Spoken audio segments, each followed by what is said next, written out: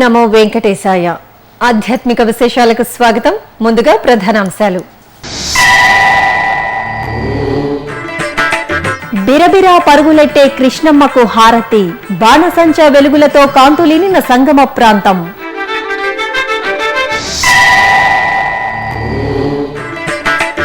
విజయవాడ శ్రీవారి నమూనా ఆలయంలో సీఎం చంద్రబాబు, టీటీడీ పుష్కర ఏర్పాట్లపై సంతృప్తి.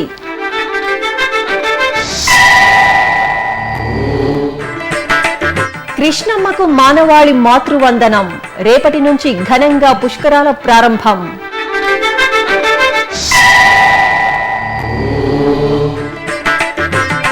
సముద్ర తీరాన పరమేశ్వరుడి దర్శనం, పెదపట్నంలో మల్లేశ్వరుడి అనుగ్రహం. రేపటి నుంచి ప్రారంభం కానున్న కృష్ణా పుష్కరాలకు నాందిగా పవిత్ర సంగమ ఘాట్ వద్ద హారతి ఇచ్చే కార్యక్రమానికి ఆంధ్రప్రదేశ్ ప్రభుత్వం శ్రీకారం చుట్టింది.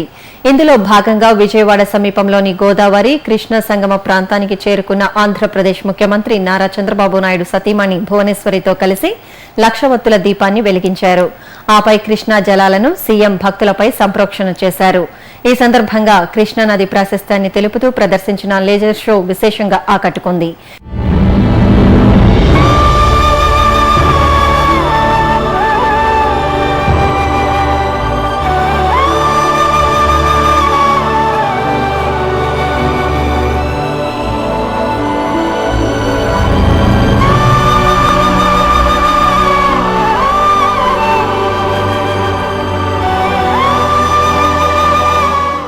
కృష్ణాహారతి ప్రదేశం బాణసంచ వెలుగుల్లో ధగధగ మెరిసిపోయింది. రంగురంగుల కాంతుల్లో బాణసంచ వెలుగులను సీఎం దంపతులతో పాటు వేలాదిగా తరలివచ్చిన భక్తులు తన్మయత్వంతో వీక్షించారు. బాణసంచ విన్యాసంతో కృష్ణా గోదావరి పవిత్ర సంగమాన్ని కళ్లకు కట్టినట్టు చూపించారు.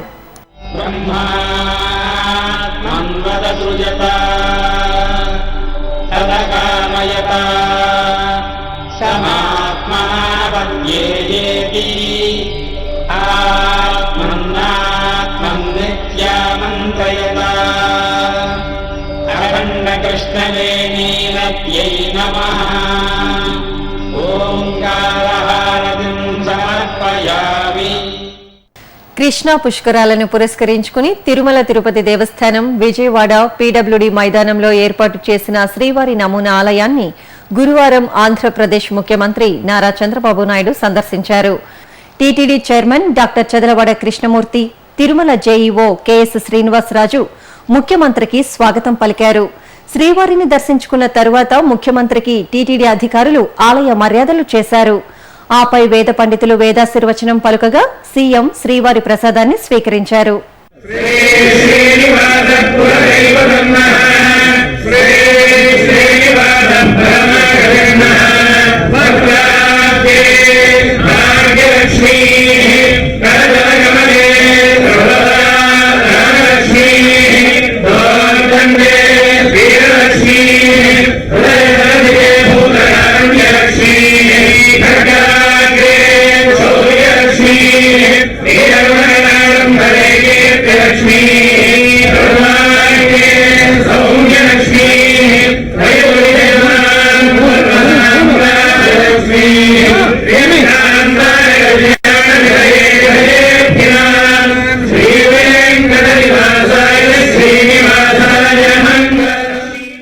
ఈ సందర్భంగా టీటీడీ ముద్రించిన కృష్ణా పుష్కరాల సావనీర్ను, మరో 14 పుస్తకాలను ముఖ్యమంత్రి చంద్రబాబు ఆలయం ఎదుట ఆవిష్కరించారు. తరువాత టీటీడీ ఉన్నతాధికారులు సీఎంకు ఘనంగా వీడ్కోలు పలికారు. అంతకు ముందు విజయవాడ లబ్బిపేటలోని కంచిమఠాన్ని ముఖ్యమంత్రి చంద్రబాబు సందర్శించారు. కంచి కామకోటి పీఠాధిపతులు శ్రీ శ్రీ శ్రీ జయేంద్ర సరస్వతి స్వామీజీ, శ్రీ విజయేంద్ర సరస్వతి స్వామీజీలను సీఎం కృష్ణా పుష్కరాలకు ఆహ్వానించారు. విజయవాడలోని తిరుమల శ్రీవారి నమూనా ఆలయం భక్తజన సంద్రంగా మారింది. తమ చెంతకే తరలివచ్చిన తిరుమలేసుని దర్శించుకోవడానికి భక్తులు తండోపతండాలుగా తరలివస్తున్నారు. ఇందుకు తగినట్టుగానే తిరుమల తిరుపతి దేవస్థానం ఘనమైన ఏర్పాట్లు చేసింది. అచ్చం తిరుమలలోనే సంచరిస్తున్న అనుభూతి కలిగేలా ఆలయ ప్రాంగణాన్ని తీర్చిదిద్దింది. తిరుమల విజయవాడకు తరలివచ్చింది. తిరుమలేశుడు కృష్ణా పుష్కర భక్తులను అనుగ్రహిస్తున్నారు. అచ్చం తిరుమల ఆలయాన్ని తలపించేలా ఆలయంలోకి ప్రవేశించే ముందు శ్రీ పద్మావతి శ్రీనివాసుని చిన్ని ఫోటోను టీటీడీ కానుకగా అందిస్తోంది. ఆ పక్కని పాదరక్షల కేంద్రాన్ని ఏర్పాటు చేసింది. ఆలయం లోపల 4 వరుసల విధానం భక్తులకు శ్రీవారి దర్శనాన్ని సులభతరం చేస్తోంది. ఇక వృద్ధులు, వికలాంగుల కోసం తిరుమల తరహాలోని బ్యాటరీ కార్లను కూడా ఏర్పాటు చేశారు. స్వామివారిని దర్శించుకుని బయటకు వచ్చే భక్తులకు అన్నప్రసాదాలు అందజేస్తున్న తీరు కూడా తిరుమలను తలపిస్తోంది. ఆలయం బయట ఏర్పాటు చేసిన వివిధ రకాల ప్రదర్శనలు ఆకట్టుకుంటున్నాయి. ఆయుర్వేద ఉచిత వైద్య శిబిరం, ఛాయాచిత్ర ప్రదర్శన, పురావస్తుశాల ప్రదర్శన భక్తులను అలరిస్తున్నాయి. ఇక కృష్ణా పుష్కరాలకు తిరుమల తిరుపతి దేవస్థానం తన వంతు కృషి చేస్తోంది. దాదాపు 1,00,000 మంది భక్తులకు శ్రీవారి అన్నప్రసాదాలను వితరణ చేసేందుకు ఏర్పాట్లు చేసింది. గుంటూరు జిల్లాలో 4 కేంద్రాలలోనూ, కృష్ణా జిల్లాలో 12 కేంద్రాల్లోనూ అన్నప్రసాద వితరణ చేయనుంది. ఒక్కో కేంద్రం నిత్యం 6,000 మంది భక్తులకు టమోటా రైస్, పెరుగన్నం అందజేస్తారు. ఏర్పాట్లు టీటీడీ వాళ్ళు ఒక అద్భుతమైన సంస్థగా చాలా ఏర్పాట్లు చాలా బాగా చేశారు. ఇక్కడ దర్శనం చాలా, అక్కడ వెంకటేశ్వర స్వామి చూసినట్టే ఉంది. మాకు కలిగో వైకుంఠం లాగా విజయవాడకి దేవుడు మాకొచ్చి దర్శనం ఇచ్చాడు. అది చాలా గొప్పగా ఉంది. వెంకటలక్ష్మి సత్యవతి, మేము విజయవాడ నుంచి వచ్చాము. ఇక్కడ 7 కొండలు దిగి మా కోసం వచ్చారు స్వామివారు. మా దర్శనం, ఇక్కడ ఉన్న ఏర్పాట్లు అవి చాలా బాగా చేశారు. మాకు చాలా ఆనందంగా ఉంది. గంగా నది పవిత్రతకు మారుపేరు. అయితే ఇంతటి పవిత్రత కలిగిన గంగానది కూడా తన పాపాలను పోగొట్టుకోవడానికి కాకి రూపంలో కృష్ణానదిలో మునిగి హంసలా మారుతుందట. మానవాళి పాపాలనే కాదు, దేవతల పాపాలను సైతం పోగొట్టే శక్తి ఉన్న కృష్ణానది సాక్షాత్తు విష్ణుమూర్తి అంశగా పూజలు అందుకుంటోంది. 12 ఏళ్లకోసారి కృష్ణానదికి వచ్చే పుష్కరాలంటే తెలుగు జాతికి ఒక గొప్ప సంబరం. అందుకే ఆంధ్రప్రదేశ్ ప్రభుత్వం ప్రతిష్టాత్మకమైన ఏర్పాట్లు చేసింది. పుష్కరాలకు కేంద్రంగా భాసిల్లుతున్న విజయవాడలో అత్యంత పగడ్బందీ ఏర్పాట్ల నడుమ రేపు తెల్లవారుజామున పుష్కరాలు ప్రారంభం కానున్నాయి. కృష్ణా నది భారతదేశంలోని 4వ పెద్ద నదిగా గుర్తింపు పొందింది. ఆ పవిత్ర పావన నది కృష్ణమ్మ కోట్లాది మందికి పుణ్య ఫలాలను వసగే అపురూప ఘడియలు రావడానికి మరికొన్ని గంటలు మాత్రమే మిగిలి ఉన్నాయి. తెలుగువారు ఆప్యాయంగా కృష్ణవేణి అని పిలుచుకునే కృష్ణానదికి ఇది పుష్కర సమయం. దేవగురువు బృహస్పతి కన్యారాశిలో సంచరించే సమయంలో కృష్ణానదికి పుష్కరాలు వస్తాయి. పుష్కరుడి ఆగమనంతో పులకించే కృష్ణానది పుణ్యతీర్థాలు, భక్తజనంతో కిటకిటలాడే వందలాది స్నానఘట్టాలు, వేద ఘోషలు ప్రతిధ్వనించే పావన యాగ వాటికలు, ఆధ్యాత్మిక చైతన్యంతో అలరారే దివ్యాలయ ప్రాంగణాలు, భారతీయ ఆధ్యాత్మిక విశ్వరూపానికి నిలువెత్తు దర్పణాలు. కోట్లాది మంది భారతీయులు కలిసి మెలసి ఉల్లాసంగా జరుపుకునే వేడుకలే ఈ పుష్కరాలు. పుష్కర సమయంలో నదీ జలాల్లో ఆది దైవిక తేజస్సు ప్రసారమవుతుందని పురాణోక్తి. 12 సంఖ్య మనిషి శరీరంలోని 12 ప్రధాన నాడులకు ప్రతీక. వాటిని పుష్కర స్నానం ప్రభావితం చేస్తుందంటారు. మనిషిని పాపాల నుంచి విముక్తుణ్ణి చేసే పుష్కరాలు ఈ నెల 12న ప్రారంభమై 23 వరకు జరగనున్నాయి. 3.5 కోట్ల మంది భక్తులు కృష్ణా పుష్కరాల్లో పుణ్యస్నానాలు ఆచరించేందుకు తరలి వస్తారని అధికారుల అంచనా. కృష్ణా పుష్కర వేడుకలకు ఆంధ్రప్రదేశ్ ప్రభుత్వం సర్వం సిద్ధం చేసింది. ఇందుకోసం మొత్తం 170 పుష్కర ఘాట్లను సిద్ధం చేసింది. వీటిలో అత్యంత పొడవైనది పద్మావతి ఘాట్. పవిత్ర సంగమంలో 2.5 కిలోమీటర్ల మేర చేసిన అభివృద్ధి పనులు ప్రత్యేక ఆకర్షణ కానున్నాయి. 28 ఘాట్లలో 1,00,000 మందికి పైగా భక్తులు పుణ్యస్నానాలు ఆచరించే అవకాశం ఉంది. అలాగే కృష్ణా, గుంటూరు జిల్లాల్లో 51 పుష్కర నగర్లు ఏర్పాటు చేశారు. భక్తులకు వసతితో పాటు ఆహారాన్ని అందించే ప్రదేశాలివి. ఇక 163 మంది దాతలు రోజుకు 10 లక్షలకు పైగా పుష్కర భక్తులకు అన్నదానం చేసేలా ఏర్పాట్లు పూర్తయ్యాయి. ఇందులో తిరుమల తిరుపతి దేవస్థానం 1,00,000 మందికి అన్నదానం చేస్తుంది. ఆర్టీసీ ఈ పుష్కరాలకు ప్రత్యేకంగా 700 ప్రత్యేక బస్సు సర్వీసులను నడపనుంది. కృష్ణా పుష్కరాలను ఎలాంటి అసౌకర్యం కలగకుండా పటిష్టంగా నిర్వహించేందుకు వీలుగా 1600 సీసీ కెమెరాలను ఏర్పాటు చేశారు. 3 జిల్లాల్లో 1,00,000 మందికి పైగా సిబ్బంది, 217 వైద్య బృందాలు భక్తులకు అందుబాటులో ఉంటారు.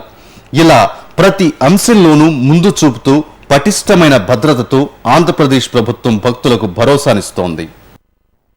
పెదపట్నం సముద్ర తీర గ్రామం కృష్ణా జిల్లా కేంద్రమైన మచిలీపట్నానికి అతి సమీపంలో సముద్రపు ఒడ్డున కనువిందు చేస్తుంటుంది గ్రామం. నిత్య అభిషేక ప్రియుడైన పరమశివుడిని అభిషేకించడానికి తీరం వరకు పోటీ పడుతూ వస్తున్నట్లుగా ఉండే అలలు, సముద్రపు తీరాన అతిపెద్ద శివలింగం ఈ గ్రామ ప్రత్యేకత. కృష్ణా పుష్కరాల సందర్భంగా కృష్ణా జిల్లా పెదపట్నంలోని శివాలయంపై ఓ ప్రత్యేక కథనం మీకోసం. బంగాళాఖాతం, హోరెత్తే అలలు, నిశ్శబ్దాన్ని చీల్చుతూ సముద్రం హోరెత్తుతుంటుంది. ఆ గంభీర ప్రశాంత వాతావరణానికి ఆధ్యాత్మిక వన్నెలు అద్దుతూ అతిపెద్ద శివలింగం ఓ భరోసాలా మానవాళికి మోక్ష సాధనంగా కనిపిస్తుంటుంది. ఈ దృశ్యానికి వేదికగా నిలుస్తోంది పెదపట్నం. కృష్ణా జిల్లాలో 2000 సంవత్సరాలకు పైగా చరిత్ర కలిగిన మచిలీపట్నానికి సమీపంలోనే ఉంటుంది పెదపట్నం. ఆ గ్రామంలో మల్లేశ్వర స్వామిగా పూజలందుకుంటున్నాడు పరమేశ్వరుడు. ధవలవర్ణ కాంతులీనే గోపురాలు ఈ ఆలయ ప్రత్యేకత.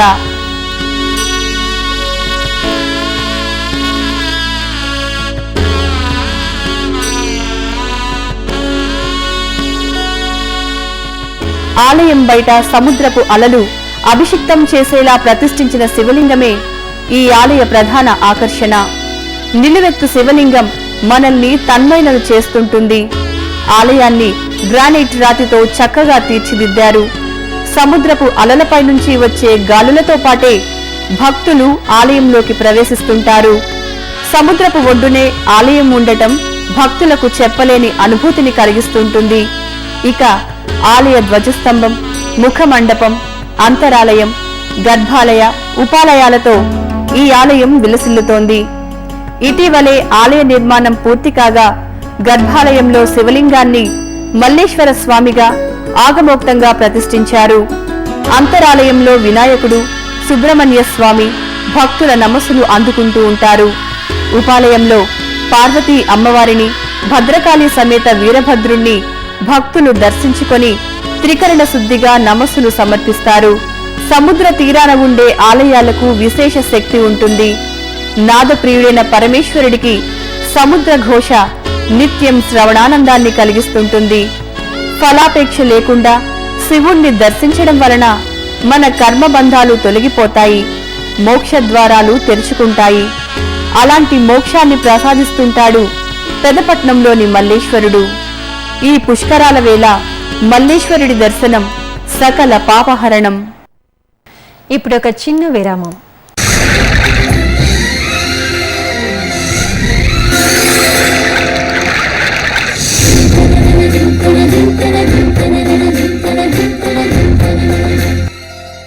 కృష్ణమ్మ అపూర్వ జలరాశుల ప్రవాహం, 4 రాష్ట్రాల ప్రజలకు ప్రాణాధారం.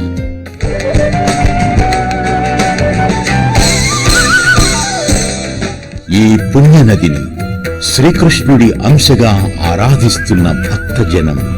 తీరంలోని ప్రతి క్షేత్రం పవిత్రం, మహిమాన్వితం, తేజో విరాజితం. పుష్కరాద్యాని తీర్థాని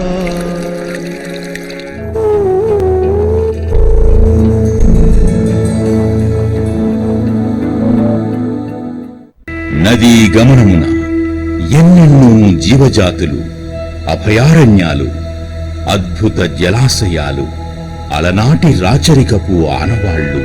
కృష్ణవేణి ఒడిబిట్టలు, ఎందరో కవి దిగ్గజాలు, సంగీత స్రష్టలు, జాతికి స్వతంత్ర్యాన్ని, మూవన్నెల జెండాను అందించిన మహనీయులు. కళలకు కాణాచి ఈ కృష్ణవేణి పుష్కర వాహిని.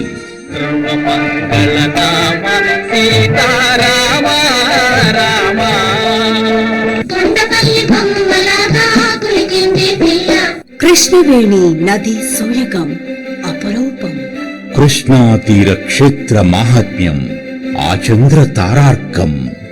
కృష్ణా నది పుష్కర వైభవాన్ని మీకందిస్తోంది మీ శ్రీ వెంకటేశ్వర భక్తి ఛానల్.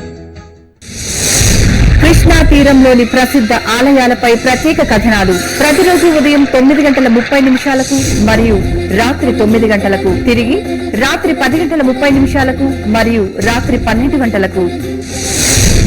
సోమవారం నుండి శుక్రవారం వరకు ప్రతిరోజు రాత్రి 9:30 కృష్ణా తీరంలో వెళ్లి విరిసిన కళారూపాలపై డాక్యుమెంటరీ కార్యక్రమాలు మీ శ్రీ వెంకటేశ్వర భక్తి ఛానల్లో. ఆధ్యాత్మిక విశేషాలకు తిరిగి స్వాగతం. శ్రీవారి దర్శనార్థం ఇంటర్నెట్, ఈ సేవా కేంద్రాలు, పోస్టాఫీసులలో అందుబాటులో ఉన్న 300 రూపాయల ప్రత్యేక ప్రవేశ దర్శనం టికెట్ల వివరాలు తేదీల వారీగా మీకోసం. ఆగస్టు 12వ తేదీ నుంచి 15వ తేదీ వరకు టికెట్లు అందుబాటులో లేవు.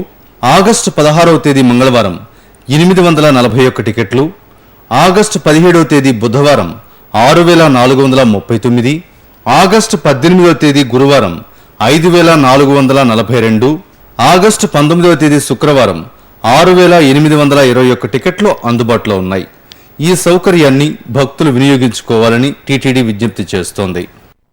చిత్తూరు జిల్లా నారాయణవనం మండలం కీళ్లగుర్రంలోని శ్రీ భద్రకాళి సమేత శ్రీ వీరభద్ర స్వామివారి ఆలయ బ్రహ్మోత్సవాలు కన్నుల పండుగగా జరుగుతున్నాయి. ఉత్సవాల్లో భాగంగా స్వామివారి సింహవాహన సేవ జరిగింది. పుష్పశోభితంగా అలంకరించిన ఉత్సవమూర్తులను సింహవాహనంపై వేంచేపు చేసి మేళతాళాలు, మంగళ వాయిద్యాల మధ్యన పురవీధుల్లో ఊరేగించారు. ఆధునిక సాంకేతిక పరిజ్ఞానాన్ని వినియోగించుకోవడం ద్వారా పుష్కర భక్తులు సులభతరంగా పుణ్యస్నానాలు ఆచరించేందుకు వీలుగా రాష్ట్ర ప్రభుత్వం కృష్ణమ్మ యాప్ను అందుబాటులోకి తీసుకువచ్చింది. ఈ యాప్ను తెలుగుదేశం పార్టీ జాతీయ కార్యదర్శి శ్రీ నారా లోకేష్ గుంటూరులో ఆవిష్కరించారు. పుష్కర ఘాట్లు, పురోహితులు, దేవాలయాలు, ఇక్కడికి చేరుకునే మార్గాల సమాచారాన్ని కృష్ణమ్మ యాప్ పుష్కర భక్తులకు అరచేతిలో చూపిస్తుంది.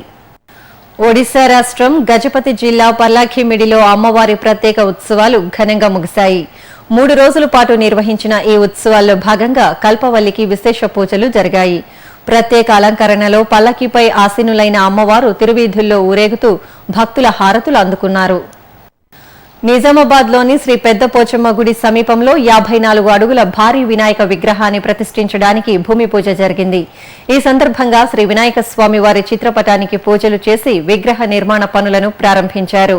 పర్యావరణ పరిరక్షణలో భాగంగా మట్టితో 18 మంది కళాకారులు నెల రోజుల పాటు 54 అడుగుల వినాయక స్వామి విగ్రహాన్ని తయారు చేయనున్నారు. గోదారమ్మ అంత్య పుష్కరాలు ఘనంగా ముగిశాయి. జీవనది గోదావరికి ఈ సందర్భంగా నదీ హారతులు సమర్పించారు. 12 రోజుల పాటు భక్తులు భక్తి శ్రద్ధలతో పుణ్యస్నానాలు ఆచరించారు. ఆ విశేషాలను చూద్దాం. 12 రోజుల పాటు జరిగిన అంత్య పుష్కరాలు ముగిశాయి. చివరి రోజున ఖమ్మం జిల్లా భద్రాచల క్షేత్రం భక్తులతో కిటకిటలాడింది. శ్రీరామచంద్రమూర్తి దర్శనార్థం భక్తులు బారులు తీరారు. సీతాలక్ష్మణ సమేత శ్రీరాముని కనులారా దర్శించుకుని తన్మయులయ్యారు. అంతకుముందు గోదావరి నదిలో భక్తులు పెద్ద ఎత్తున పుణ్యస్నానాలు ఆచరించారు. వేద పండితుల వేదమంత్రాలు, మంగళ వాయిద్యాల మధ్యన గోదారమ్మకు హారతులు సమర్పించారు. పావన గోదావరి తీరంలో అంత్య పుష్కరాలు ముగిశాయి. దీంతో తూర్పు గోదావరి జిల్లాలోని పలు పుష్కర ఘాట్లు భక్తులతో సందడిగా దర్శనమిచ్చాయి. కాకినాడ సమీపంలోని అప్పనపల్లి, క్షణముక్తీశ్వరం, రాజమండ్రిలోని కోటిలింగాల రేవు, పుష్కరాల రేవు తదితర ప్రాంతాలు పుష్కర భక్తులతో కలకలలాడాయి.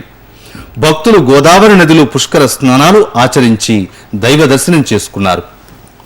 శ్రీకాకుళం మంగువారి తోటలోని శ్రీ సంపత్ వినాయక దేవాలయంలో షోడశ గణపతుల శాలాహార విగ్రహ మూషిక వాహన ప్రతిష్ఠా మహోత్సవాలు వైభవంగా ముగిశాయి. ఇందులో భాగంగా శ్రీ సంపత్ వినాయక స్వామి వారిని పుష్పమాలలతో మనోహరంగా కొలువుదీర్చి హారతులు సమర్పించారు. అనంతరం ఆలయ ప్రాంగణంలోని యాగశాలలో విఘ్నేశ్వర పూజ, అఖండ దీపారాధన, నవగ్రహ వాస్తుయోగిని, క్షేత్రపాలక క్షీరాధివాసం తదితర కార్యక్రమాలను శాస్త్రోక్తంగా నిర్వహించారు. ఆపై విఘ్నేశ్వరుడి ముందు మూషిక వాహన ప్రతిష్టను పండితులు వేదోక్తంగా పూర్తి చేసి భక్తులకు దర్శన భాగ్యం కల్పించారు. హైదరాబాద్ సైదాబాద్లోని రామాలయంలో శ్రావణమాస పూజలు జరిగాయి. శ్రీరామచంద్రమూర్తికి ప్రత్యేక అలంకారాలు చేశారు. తరువాత అమ్మవారికి భక్తులు కుంకుమార్చన నిర్వహించి మంగళహారతులు అర్పించారు. మహబూబ్ నగర్ జిల్లా గద్వాల సమీపాన గల బీరెల్లిలోని కృష్ణా తీరంలో నూతన శివాలయ నిర్మాణం, శివలింగ ప్రతిష్ఠా కార్యక్రమాలు భక్తిరస భరితంగా జరిగాయి. కృష్ణా పుష్కరాలను పురస్కరించుకుని పుష్కర స్నానాలకు తరలివచ్చే భక్తులకు ఆ మహాదేవుడి ఆశీస్సులు అందజేయాలనే సంకల్పంతో ఆలయాన్ని నిర్మించినట్లు నిర్వాహకులు తెలియజేశారు. ఈ సందర్భంగా యాగశాలలో యాగ పూజలు, హోమం, పూర్ణాహుతి తదితర క్రతువులను శైవాగమ పద్ధతిలో పూర్తి చేసి గర్భాలయంలో శివలింగ ప్రతిష్ఠ, ఆలయ ఆవరణలో ధ్వజస్తంభ ప్రతిష్టలను శాస్త్రోక్తంగా నిర్వహించారు. సికింద్రాబాద్లోని శ్రీ లక్ష్మీ వెంకటేశ్వర స్వామివారి ఆలయంలో వార్షిక బ్రహ్మోత్సవాలు వైభవంగా జరుగుతున్నాయి. ఈ సందర్భంగా స్వామివారికి నిత్య కైంకర్యాలను పూర్తి చేసి యాగ కార్యక్రమాలను ఆగమోక్తంగా నిర్వహించారు. భక్తులు విశేషంగా ఈ ఉత్సవాల్లో పాల్గొని దేవదేవుడి దర్శనం చేసుకుని పునీతులయ్యారు. తూర్పుగోదావరి జిల్లా తాళ్లూరులోని అతి పురాతన దేవాలయం తాళ్లూరు జీయన మఠం శ్రీ వెంకటేశ్వర స్వామివారి ఆలయ స్వాగత తోరణ ప్రారంభం ఘనంగా జరిగింది. శ్రీ త్రిదండి వెంకటరామ రామానుజ జీయర్ స్వామి ఆధ్వర్యంలో ఆలయ ప్రాంగణంలో విశేష అభిషేకాలు, ఆరాధనలను వేడుకగా నిర్వహించారు. భక్తులు అధిక సంఖ్యలో ఈ కార్యక్రమంలో పాల్గొని స్వామివారి కృపకు పాత్రులయ్యారు. రంగారెడ్డి జిల్లా సరూర్ నగర్ మండలం కర్మన్ ఘాట్లోని శ్రీ పద్మావతి గోదాదేవి సమేత శ్రీ వెంకటేశ్వర స్వామివారి ఆలయం నిత్య పూజలతో కళకళలాడుతోంది. శ్రీ అహోబిల రామానుజ జీయర్ స్వామి చేతుల మీదుగా ప్రతిష్ఠితమైన ఈ ఆలయంలో స్వామివారు ఉభయ దేవేరులతో కొలువై భక్తులకు అభయ ప్రదానం చేస్తున్నారు. తిరుమల, తిరుపతిలలో జరిగిన సాంస్కృతిక కార్యక్రమాలను కళా నీరాజనంలో వీక్షిద్దాం.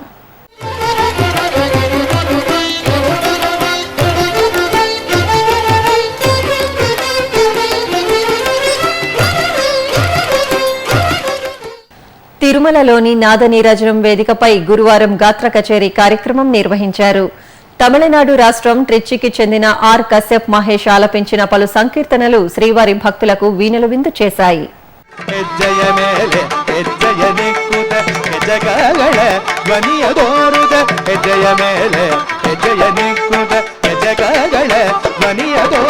ಸಜ್ಜನ ಸಾಧು ಪೂಜೆಯ ವೇಳೆಗೆ ಮಜ್ಜಿಗೆಯೊಳಗಿನ ಬೆಳೆಯುವುದೇ ಸಜ್ಜನ ಸಾಧು ಪೂಜೆಯ ವೇಳೆಗೆ ಮಜ್ಜಿಗೆಯೊಳಗಿನ ಬೆಳೆಯುವುದೇ ಲಕ್ಷ್ಮೀ ಬಾರವ್ವ ನವೋಬರೇದು ಲಕ್ಷ್ಮೀ ಬಾರವ್ವ ನವೋಬರೇದು ಲಕ್ಷ್ಮೀ ಬಾರವ್ವ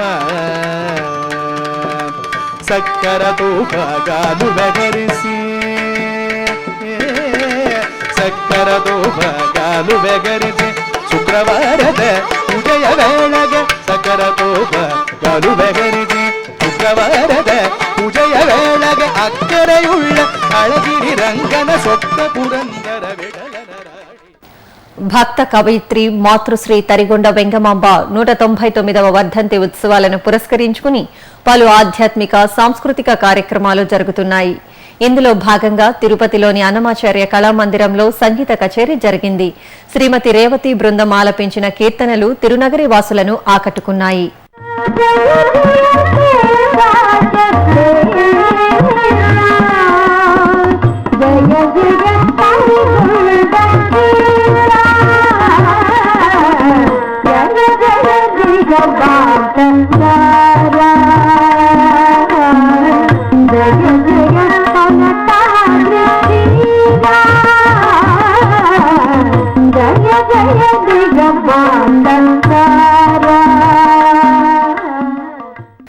తిరుమలలో శ్రీవారి దర్శనం, గదుల ఖాళీలు, వాతావరణం తదితర విశేషాలను ఇప్పుడు తిరుమల సమాచారంలో తెలుసుకుందాం.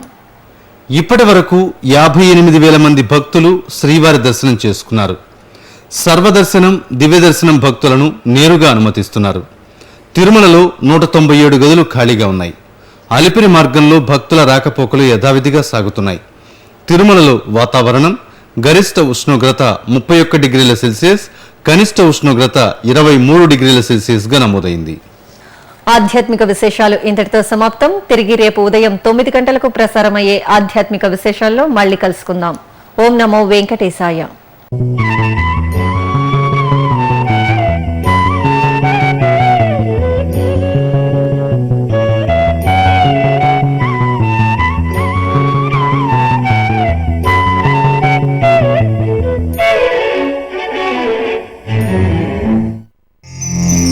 Thank you.